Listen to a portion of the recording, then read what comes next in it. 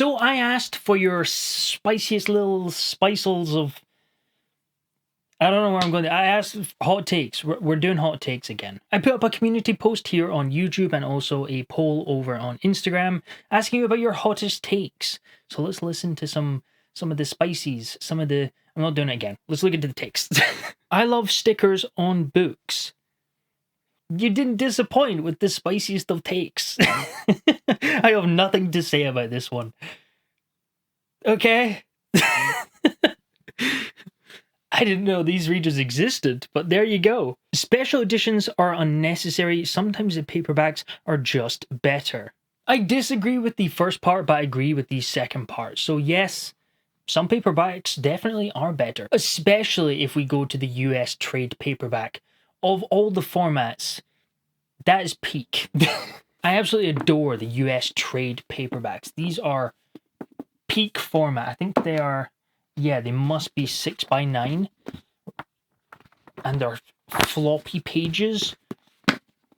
I love a paperback. However, the first part about special editions being unnecessary, it depends what you would consider necessary. I mean, technically, no books are necessary, but having the option, and some readers do prefer special editions. I love especially special editions that come with art. Just recently, this arrived, and if you follow the channel, you'll know that I'm a huge Dungeon Crawler Carl fan, and having some of the interior art pieces of the scenes, I love this so much because I love seeing the art of some of my favorite scenes in the book. Now, just interior art in general, huge fan, but with a series like Dungeon Crawler Carl, where this sort of the base material is so bizarre, having that visualized by incredible artists and just seeing some of these scenes come to life in visual format, huge fan. So I disagree. I wouldn't say they're unnecessary, because this feels very necessary for me to function as a human being. However, talking about special editions, there was another special edition hot take that I wanted to discuss. Special editions are becoming more of a money grab than a true special edition. Now this, I think, is a way more interesting hot take, and I think it's because the definition of a special edition has changed. Originally, if someone had a special edition, quite often it was something like Lord of the Rings. Now I'm going right back here, back when there were very few, not when this one came out, but just when there were very little special editions and then they released something like this, it was a lot more special because it was a lot more rare. And often they went full out and they decked it out with like full specs of having a slipcase, leather bound, cloth bound, nice paper, because if they're only going to do one special edition, they wanted it to really, really count. However, now the definition of a special edition has kind of changed because it's so much more accessible and there's so many more options from a printing standpoint. There is more of a market, so they know they're going to sell them. So the definition of a special edition now, for me personally, what I think is just sort of a one-up from a standard hardback. So we have Dark Dawn, standard hardback, what you would expect. No art, nothing like that, blank, naked hardback. Still, lovely hardback, lovely quality, but a special edition is just kind of anything that has more than that. So if you're including something that's just not very common in a sort of standard hardback, then it's considered a special edition now. Now, that's not to say that there aren't the companies that go all out and really make these fancy special editions like that Lord of the Rings edition I just showed you. I mean, that's an example right there. There are definitely still these very top tier luxury special editions. I just think we also have the option of just nicer hardbacks now. Something like what Broken Binding are doing, where they give you sprayed edges, design on the naked hardback, nice end papers, but they're also not stupidly priced like some. They're not fine press, hundreds and hundreds of pounds for one single book. This is, I think this is the sub book, so what, £35, which is definitely more than a standard hardback, but it's not as high as some of those fine press books. So I think the definition of a special edition's changed, and I would argue that that's a good thing because it gives more options for people. You can get something like just a really nice deluxe special edition from someone like Broken Binding or Wraithmarked, which are usually a little bit more expensive, like this sort of Kaigan. I think this was £50 £8, which is quite expensive. However, it's a stunning book. And this one does come with interior artwork too, as well as the quality of the paper, and the hardback itself changes depending on how much you pay as well. Especially the part where it's a money grab, I would disagree, because it's just allowing people to have the choice of these nicer editions if they want them. I suppose you could argue that some companies or publishers are really, really lazy and just put out the bare minimum and call it a special edition. Sure, that probably does exist. But I don't want it to smear all special editions. I think for the most part it's just because it's become a much more varied term. It definitely doesn't mean this one thing like it used to. And I don't think it's a bad thing. And here's another one. Seems to be a special edition related episode. Flooding the market with multiple special editions for a book kind of makes them less special. I agree with this partly, because definitely having more options or just multiple versions of something does make it less special than if there was just one. It stands out more because you're like, wow, there's the one special edition. However, if you look at something like Empire the Vampire, when this released, it got so many different special editions. However, the main difference was just really the color variations and the design of the cover itself. There was very little else with the special editions that came out at release. They were mainly just color variations. And I liked that because it gave you an option. It was okay, I really want to read this book. Which color variation do I like the best? And grab which one I liked.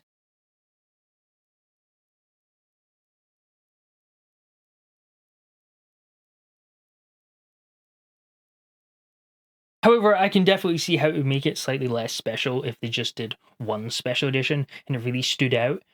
I completely get that. But half the time when I'm buying special editions or editions from the US or something, it's just because I'm hunting down my favorite cover. That's 80% of the reason why I look for a specific edition.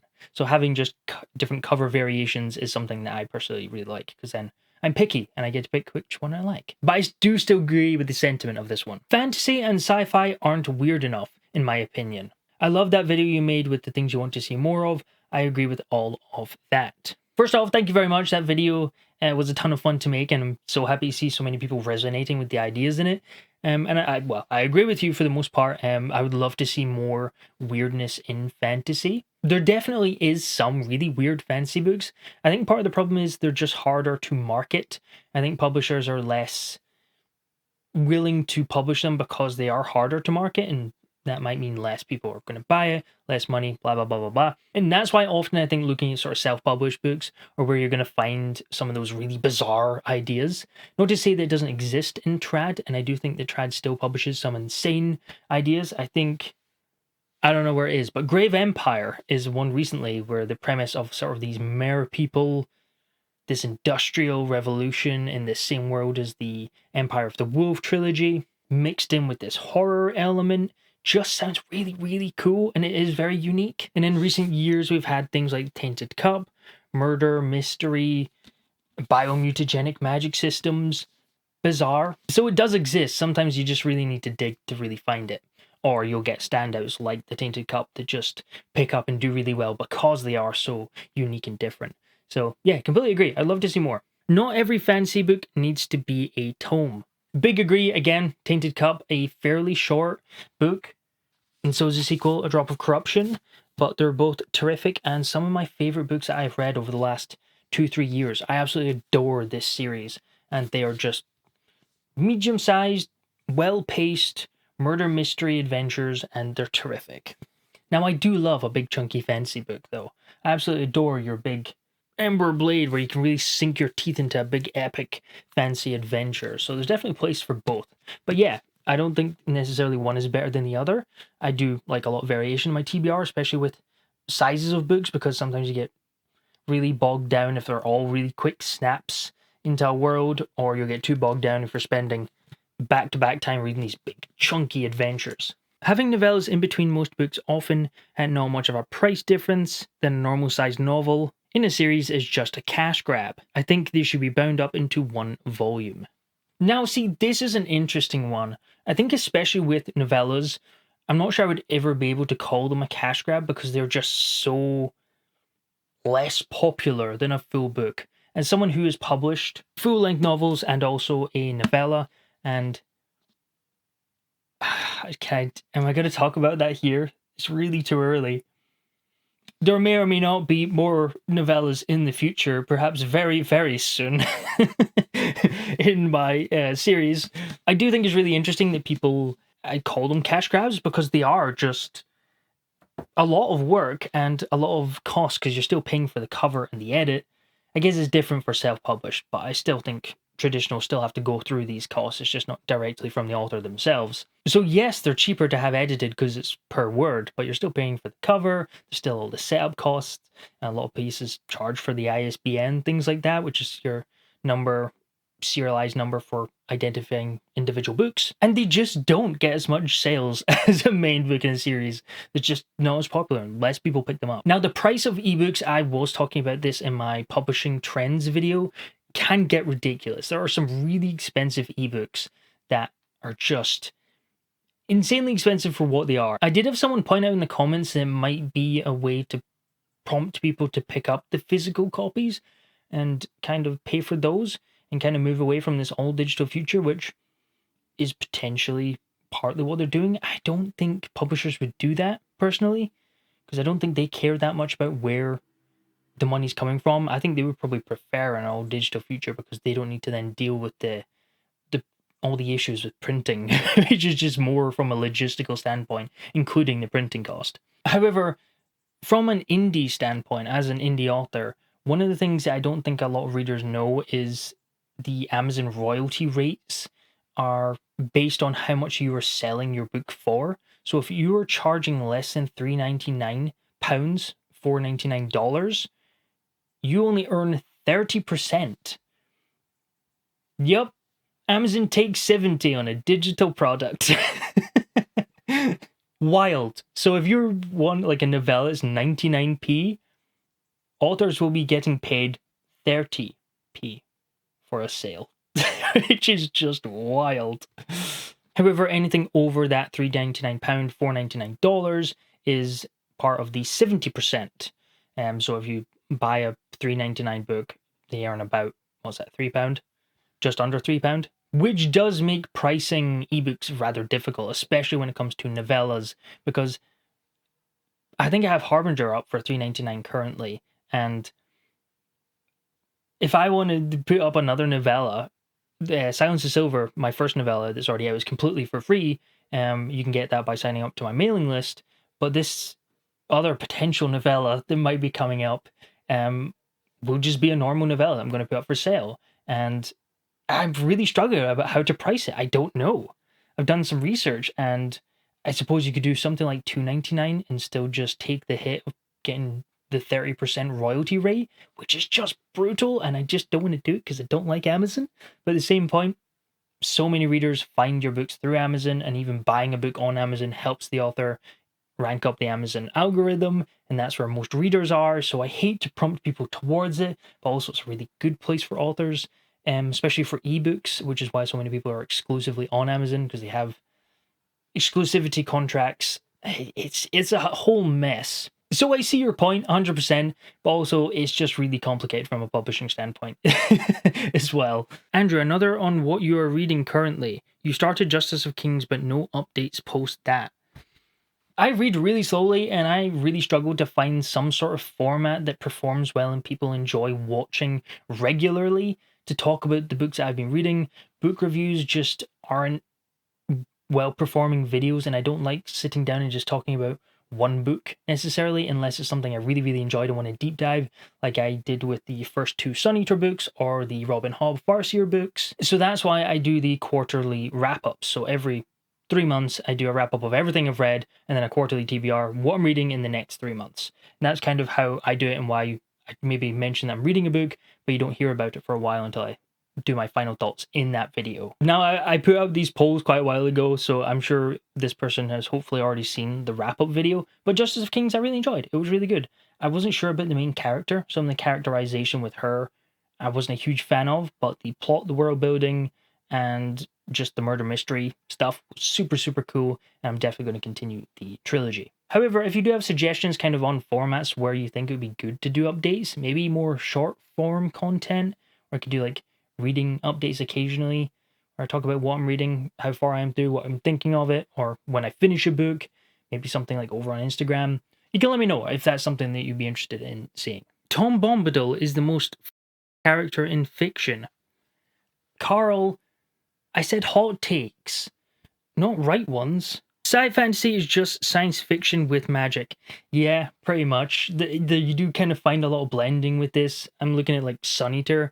There's a lot of things that definitely feels very fantasy, kind of towards the middle books, like 3, book Demon and White, and 4, it gets to more of a fantasy-esque, but just kind of explaining it. But then you look at something like Sanderson, where he has magic, but he has all these hard rules with these hard magic systems. There's definitely a line, and it's very, very thin and wibbly wobbly in between the two genres.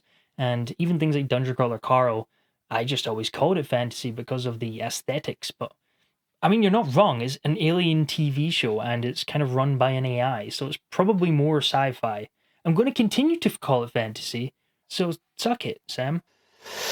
Complaining about how much people read is a you issue. Same with how many books people buy. Yes, 100%. I will never understand this. It's an online thing. It is definitely not something that you'd ever see in person. You read that many books? That's ridiculous. You don't read that many books? That's ridiculous. Can you imagine having that conversation with someone in real life? No, it's an internet thing. The internet's a weird place. Same with buying. Let people do what they want in their free time. It's not affecting you. I feel like a certain age group of people in Sanderson's fanbase is so protective of his works that they just don't realize how bad he has fallen. Wind and Truth was nothing but a disappointment and an utter failure, but I see a lot of praise. I know people can have different tastes and that's great, but the change in quality in writing, dialogue, pacing, etc. is so clear to me, I cannot fathom how many positive reviews are out there. Now, there's a lot of different points to kind of mention here. I do want to talk about kind of the overprotective fans part first. I will say once you get to the level of Sanderson's success, you're going to get people who have read a lot of his work, are huge fans of it, and perhaps because they have this really good memories and experience with his work before, when they pick up his newer work, maybe they will gloss over the things that just are a wee bit rougher around the edges with the sort of rose-tinted colored glasses concept. However, equally, when you have that level of success, you're going to have the complete opposite as well. There are going to be people who pour through his works and look for something to point out and tear down because he is so successful. So yes, I think there is a very small percentage perhaps of his readers that are just less critical because it is his work and they're such a huge fan of his work. And I'm not saying that the Wind and Truth is necessarily a bad book if you enjoyed it. That's great. And there will definitely be people who just enjoyed the book and they're not rose-tinted color glasses situation. They just enjoyed it. But again, equally, we need to acknowledge that there will be the complete opposite with that level of success where you are going to get the people who are really just trying to tear him down, and whatever he puts out will be scrutinized to death no matter what he does. That's one of the issues about reaching that many people and having that level of success. Even people on a smaller level will have it. You do get, if there's the 0.01% of people are those people who just want to tear people who are successful down. How many times can I say people in this? That doesn't mean much when you have 10 people who are checking out your book. However, if you're hitting 10 million people, suddenly that 0.01% is a much larger group of people. And equally, same with the starry-eyed, sort of huge fans that just kind of love his work and having a really good time with it.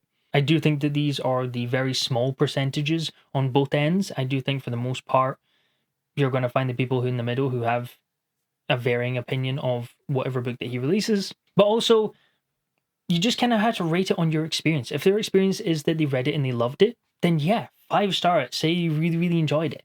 And I don't think anyone else can kind of take that away from the reader. What I do find interesting, especially with this example with Wind and Truth, talking about the changing quality of writing, dialogue, pacing, etc. Wind and Truth was definitely a change for a lot of the Stormlight books, but it's kind of always been a lot of this sort of complaints have been weaved in more and more over time. And I think it is to do with this progression of his Stormlight series, where he is trying to bring it up to more modernized times and then move it into sort of the space age of Stormlight. And he is trying to modernize the language and modernize a lot of the world building and the dialogue. And I think that's kind of what's been rubbing against a lot of people as not really being that enjoyable. I've not finished Wind and Truth, just so we're clear. I don't want to, if I come back and completely change my mind after I've finished it, that's a future Andrew problem. But for now, I don't necessarily think it's a bad book, but it definitely is different, and it is leaning more towards this modernized language, which definitely is one of the negatives for me personally as well. But I wouldn't necessarily say it's bad writing or anything like that. I just think it's a different take and perhaps a too jarring and quick movement into this more modernized language and terms. In fact, I kind of wish that you just wouldn't move towards that with the language. World building stuff, fine, but I just wish you would keep kind of the same sort of style as sort of Way of Kings and Words of Radiance, personally. But even pacing, Stormlight is one of my favorite series of all time, but there's definitely pacing issues from Oathbringer, Rhythm of War, and Wind of Truth. I can't really remember that much pacing issues with Way of Kings and Words of Radiance. It's been years since I've read them, so there might be pacing issues there too. But just with books that length, you're going to have these lulls that aren't going to work with some people. But I definitely don't think the pacing is a new thing. I definitely had pacing issues. I remember Oathbringer as being kind of one of that main one. I was reading that and I definitely had pacing issues with Oathbringer. And I really enjoyed Oathbringer. The ending is one of the best endings to fantasy books ever. The end huge scale battle was awesome. But yeah, the book definitely, for me, had big lulls. I was like, okay, I'm ready. We need to keep going here. I'm really struggling now. So that's definitely not a Wind and Truth thing. For me, again, it's all personal preference. Okay, let's do one more. 1-star reviews are valid and people can fight me on it. Yes, I agree. There's not really a but to that. I completely agree. What I will say is that I personally save 1-star reviews for something that's offensive, something that's purposefully malicious or really hateful or spiteful. I don't think a book that's just bad necessarily deserves a 1-star unless it's really, really bad. But I usually DNF a book before I finish a book that's being a 1-star, so I don't really rate books 1-star. But I will say I hold very little weight to star ratings just in general, mainly because there's so much variation on how people rate. A 5-star is just the baseline for some people, and it's just every book is kind of a 5-star read, and then if they have an issue, they knock it down to 4-star. If they have another issue, knock it down to 3. Other people who do it the other way around is 0, and they have to build up to that 5-star, and it needs to be an amazing book. But then I hear people say, oh, I'm not picking that up because they got a average on Goodreads of 3.7. However, then I hear from other people, oh, I really, really enjoyed that book. It was great. I rated it 3 stars. It's like, that's why it has a 3.7 rating, because so many people think that 3 stars is just middle of the road good book. But especially with sort of Goodreads averages, usually if you have a 3.99 and below, you're considered a low rating to some people on Goodreads, which percentage-wise doesn't make any sense. So I really do put little weight in star ratings, especially averages. I'd much rather hear someone talk about it and kind of tell me what they liked and didn't like, and then kind of make my decision based off that. And also, who is anyone to say this is how the star ratings should be? So I don't think necessarily that there needs to be these hard rules. At the end of the day, people are going to rate it how they rate it, with their own personal rating system. And who is anyone else to tell them that that's wrong? So it's kind of a difficult situation, and why I don't put a whole lot of weight behind them. And I do star rate on Goodreads, but I don't mention star ratings here on the channel. Usually I just click it, and it's usually mainly just vibes. If it's a good book and I have some issues with it, 3-star. If it's a good book and I enjoyed it, 4-star. If it's a great book, 5-star. And usually if it's 2 or below, I usually DNF it. And that'll do it for today. So let me know what you think of some of these points, some of these hot takes. Do you like stickers on your books? Do you? I'm still amazed anyone does, but again, each to their own. That's cool. Thank you very much for watching. Outro.